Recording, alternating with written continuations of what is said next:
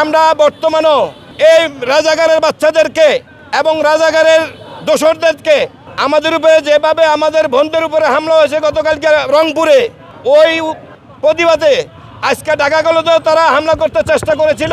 আমরা new market থানা BNP সহ অঙ্গ সংগঠনের নেতৃবৃন্দরা সহ আমরা তাদেরকে প্রতিহত করেছি এবং সামনে আমরা তাদেরকে কঠিন জবাব দিব ইনশাল্লাহ।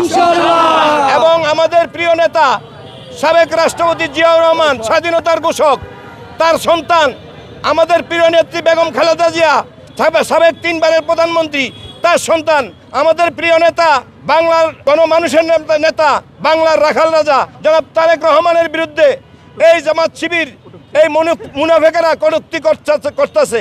তার প্রতিবাদে আমরা ইনশাল্লাহ রাজপথে ছিলাম, রাজপথে আছি, ইনশাল্লাহ রাজপথেই থাকবো। আমরা এই গুপ্ত সংগঠনকে আমরা কোথাও জায়গা দিব না, কোথাও দাঁড়াইতেও দিব না ইনশাল্লাহ।